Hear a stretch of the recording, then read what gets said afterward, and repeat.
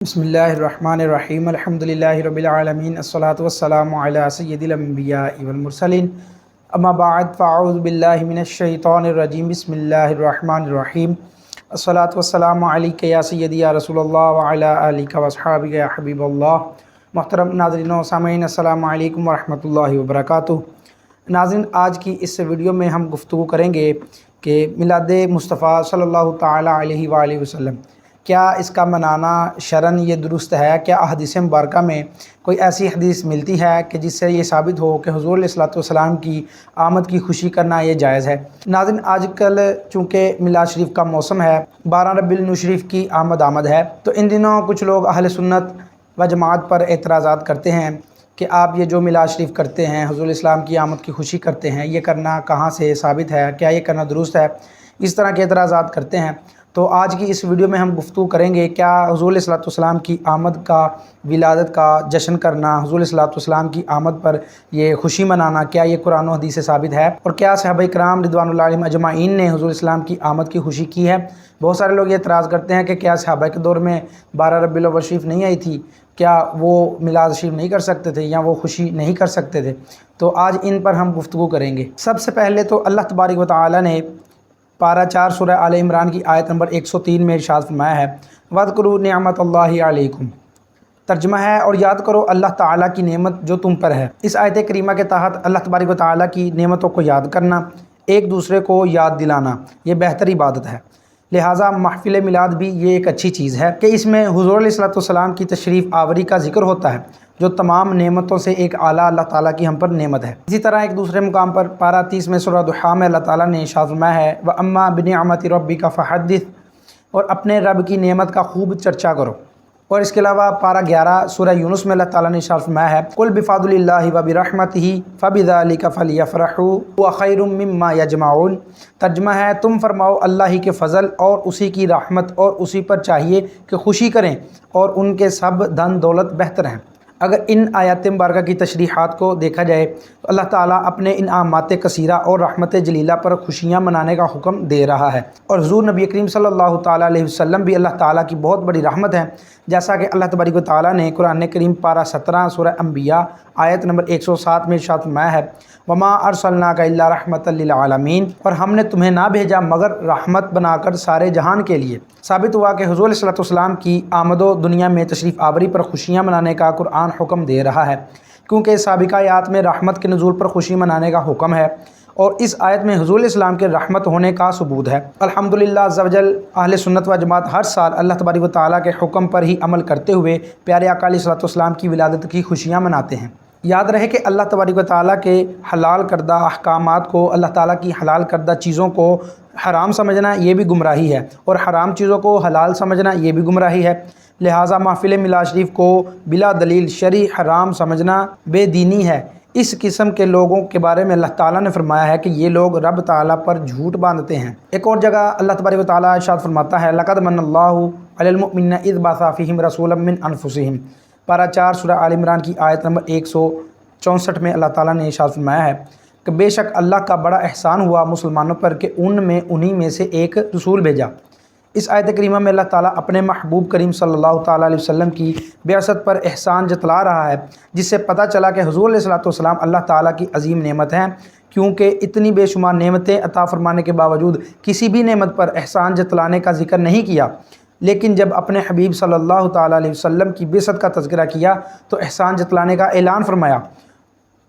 لہٰذا اللہ تعالیٰ کی اتنی عظیم الشان نعمت پر خوشی منانی چاہیے، نہ کہ غم منانا چاہیے۔ پہلے تو قرآن کریم کی آیات سے یہ ثابت ہے کہ حضور علیہ الصلوۃ والسلام کی آمد کی خوشی منانا یہ بالکل شرعاً درست ہے، بلکہ یہ ایک بہت ہی افضل اور مستحب عمل ہے، کیونکہ اللہ تعالیٰ نے قرآن کریم کی کئی آیتوں میں یہ ارشاد فرمایا ہے کہ میری طرف سے جو تمہیں نعمت ملے اس کا چرچا کرو، جو میری طرف سے تم پر رحمت نازل ہو اس پر تم خوشی کرو۔ اسی طرح اللہ تعالیٰ نے ایک آیت میں فرمایا، حضور علیہ الصلوۃ والسلام کو رحمت للعالمین بنا کر بھیجا، تو حضور علیہ السلام بھی اللہ تعالیٰ کی ایک رحمت ہیں۔ تو آپ علیہ الصلوۃ والسلام کی آمد کی خوشی کرنا یہ اللہ تبارک و تعالیٰ کے حکم سے ہی ثابت ہے۔ اور جو لوگ یہاں پر ہم پر یہ حکم لگاتے ہیں کہ یہ حرام ہے یا یہ بدعت ہے یا اس طرح کے جو احکامات لگانے کی کوشش کرتے ہیں، اور یہ حکم ہم پر نہیں بلکہ اللہ تبارک و تعالیٰ کے کلام پر صادر ہوتا ہے، کیونکہ اللہ تعالیٰ نے خود فرمایا ہے کہ میری نعمت پر شکر ادا کرو، میری نعمت کا چرچا کرو، میری رحمت پر تم خوشی مناؤ۔ تو ان سب کو دیکھتے ہوئے حضور علیہ الصلوۃ والسلام کی آمد کی خوشی کرنا یہ بالکل درست ہے، لیکن ان سب کے باوجود ہم پر ایک اعتراض اور بھی ہوتا ہے کہ حضور علیہ الصلوۃ والسلام کی آمد پر یہ جھنڈے لگانا یا یہ جلوس نکالنا، اس طرح کے کام کرنا، یہ تو شرعاً درست نہیں، نہ یہ صحابہ کرام نے کیا، نہ بعد میں کسی نے کیا، تو یہ کرنا تو بدعت ہے۔ تو اس سے پہلے حدیث مبارکہ سے حضور علیہ الصلوۃ والسلام کی آمد پر خوشی منانے کے ثبوت ہیں، ان پر گفتگو کرتے ہیں، پھر انشاءاللہ عز و جل اس بات پر بھی گفتگو کریں گے۔ سب سے پہلے یہ ایک حدیث مبارکہ ہے جس میں ابو لہب کا ذکر آیا ہے، اس نے اپنی ایک لونڈی کو آزاد کیا تھا، تو اس کی وجہ سے جو اس کو آرام ملا، آسائش ملی تھی، اس کے بارے میں یہ روایت ہے، فلما مات ابو لہب اراہ بعد اہلہ بشرا حیتہ قال لہ ماذا بقیت قال ابو لہب لم القی بعدکم خیرا انی سقیت فی ہذہ بعتاقہ ثوبیہ۔ حدیث مبارکہ کے لفظ ہیں کہ پس جب ابو لہب مر گیا تو اس کے بعض اہل خانہ نے اسے خواب میں بری حالت میں دیکھا، تو اسے پوچھا کہ تیرا کیا حال ہے؟ تو ابو لہب نے کہا میں نے تمہارے بعد کوئی بھلائی نہیں پائی، لیکن مجھے اس انگلی سے پانی دیا جاتا ہے جس سے میں نے حضور علیہ الصلوۃ والسلام کی ولادت کی خوشی میں یہ صوبیہ ابو لہب کی لونڈی تھی اس کو آزاد کیا تھا۔ اس حدیث مبارکہ کی وضاحت کرتے ہوئے مفتی احمد یار خان نعیمی رحمۃ اللہ تعالیٰ علیہ لکھتے ہیں کہ ابو لہب یہ حضور علیہ الصلوۃ والسلام کا چچا تھا، حضرت جناب عبداللہ رضی اللہ تعالیٰ عنہ کا یہ بھائی تھا، تو اس کی لونڈی صوبیہ نے آ کر اس کو خبر دی کہ آج تیرے بھائی عبداللہ کے گھر فرزند یعنی حضور علیہ الصلوۃ والسلام پیدا ہوئے ہیں۔ اس خوشی میں اس لونڈی کو انگلی کے اشارے سے کہا کہ جا تو آزاد ہے۔ یہ سخت کافر تھا جس کی برائی قرآن کریم میں آ رہی ہے، مگر اس خوشی کی برکت سے اللہ تعالیٰ نے اس پر کرم فرمایا کہ جب دوزخ میں وہ پیاسا ہوتا ہے تو اپنی اس انگلی کو چوستا ہے جس سے پیاس بجھ جاتی ہے، حالانکہ وہ کافر تھا، ہم تو مومن ہیں، وہ دشمن تھا، ہم اس کے بندے بے دام ہیں۔ اس نے بھتیجے کے پیدا ہونے کی خوشی کی تھی، نہ کہ حضور علیہ الصلوۃ والسلام کی۔ اس نے اس خوشی سے اس لونڈی کو آزاد کیا تھا کہ اللہ جو اس کا عقیدہ تھا کہ حضرت عبداللہ کے گھر بیٹا پیدا ہوا یعنی اس کا بھتیجا، اس وجہ سے اس نے خوشی نہیں کی کہ حضور علیہ السلام اللہ کے آخری نبی صلی اللہ تعالیٰ علیہ وسلم اس دنیا میں تشریف لائے ہیں، تو وہ کافر ہونے کے باوجود بھی کچھ نہ کچھ آرام پا رہا ہے کہ صرف اس نے اپنے بھتیجے کے آنے کی خوشی کی۔ تو ہم حضور علیہ الصلوۃ والسلام کو نبی آخر الزمان جان کر، اللہ تبارک و تعالیٰ کے بھیجے ہوئے رسول و پیغمبر مان کر ان کی خوشی کرتے ہیں، تو پھر اللہ تبارک و تعالیٰ کے ہاں ہمارے لیے کتنا ہی اجر ہوگا۔ اس کے علاوہ صحیح مسلم شریف کی حدیث مبارکہ ہے، حضور علیہ الصلوۃ والسلام سے سوال کیا گیا، سئل رسول اللہ صلی اللہ علیہ وسلم من صوم یوم الاثنین فقال فیہ ولادۃ وفیہ انزل علیہ۔ حضور علیہ الصلوۃ والسلام سے سوال کیا گیا کہ آپ پیر کے دن روزہ کیوں رکھتے ہیں؟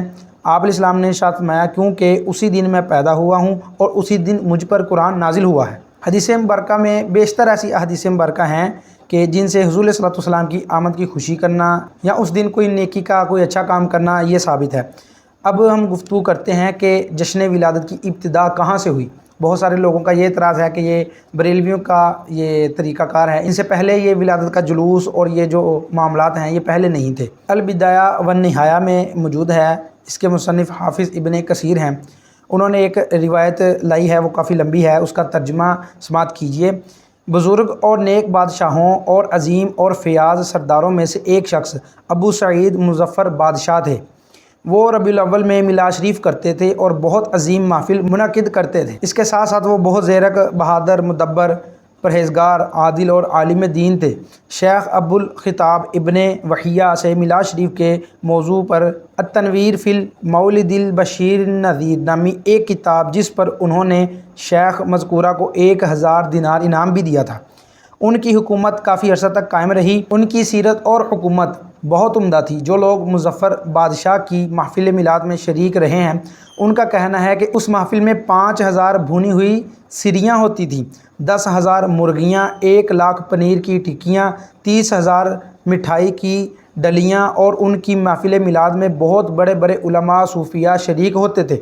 حرمین شریفین کی عبادات پر خرچ کرتے تھے اور میلاد شریف کی محفل پر ہر سال 3 لاکھ دینار خرچ کرتے تھے، اور مہمان خانہ پر ہر سال 1 لاکھ دینار خرچ کرتے تھے۔ اللہ تعالیٰ بادشاہ مظفر پر رحمت کرے، اور جو صدقات وہ خفیہ طور پر کرتے تھے ان کی تعداد اس کے علاوہ ہے۔ مظفر بادشاہ کم پیش 630 ہجری میں اربل کے قلعہ پر فوت ہو گئے۔ انہوں نے مکہ مکرمہ میں مدفون ہونے کی وصیت کی تھی لیکن پوری نہ ہو سکی اور حضرت علی رضی اللہ تعالیٰ عنہ کے پہلو میں انہیں دفن کیا گیا۔ ابن کثیر کی اس روایت سے معلوم ہوا کہ مظفر بادشاہ محفل میلاد کے موجد ایجاد کرنے والے نہیں تھے، بلکہ اس روایت سے اتنا ثابت ہوتا ہے کہ آپ محفل میلاد کا بڑی دھوم دھام کے ساتھ اہتمام کرتے تھے، لہٰذا ثابت ہوا کہ محفل میلاد کا انعقاد عالم اسلام میں ہمیشہ سے ہوتا چلا آ رہا ہے اور بزرگوں کا اس پر عمل رہا ہے۔ اس کے علاوہ اور بھی احادیث مبارکہ میں حضور صلی اللہ علیہ وسلم کی آمد کا ذکر ہے اور اس پر خوشی منانے کا ثبوت ہے،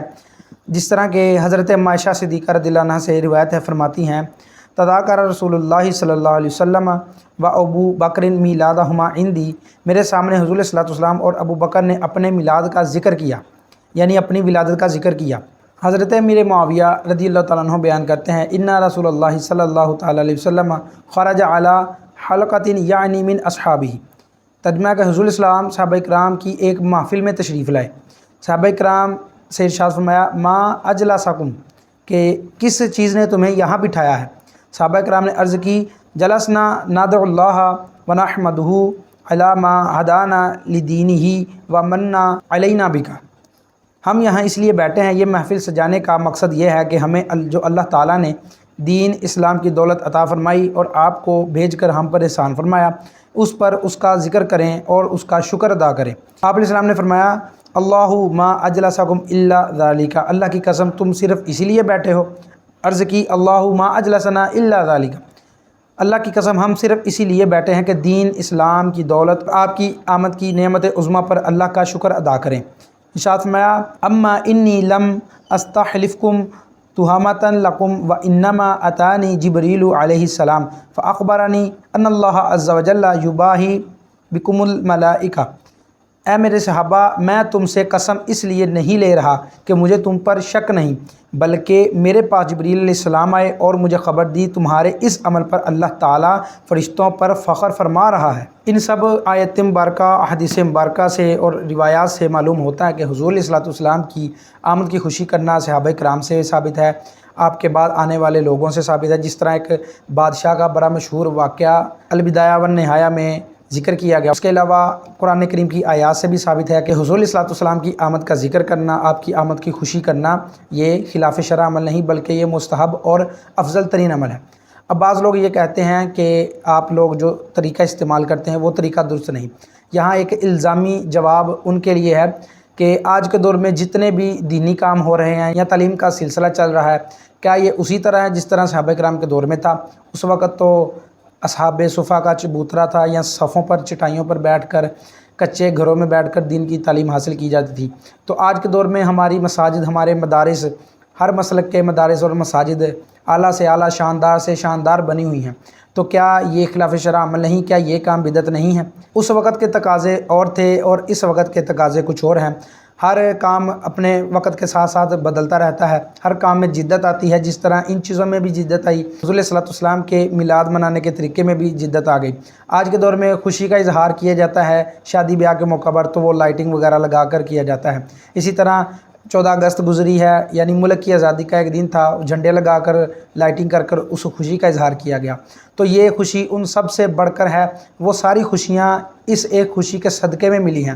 تو اس طرح کے موقع پر ان چیزوں پر اعتراض کرنا یہ کم علمی اور جہالت ہے، اس کے علاوہ کچھ بھی نہیں۔ تو اللہ عز و جل کی بارگاہ میں دعا ہے کہ اللہ عز و جل ہمیں پیارے آقا علیہ الصلوۃ والسلام کا سچا پکا عاشق رکھے اور ہمیشہ ان کے بتائے ہوئے رستے پر چلنے کی توفیق عطا فرمائے۔ السلام علیکم ورحمۃ اللہ وبرکاتہ۔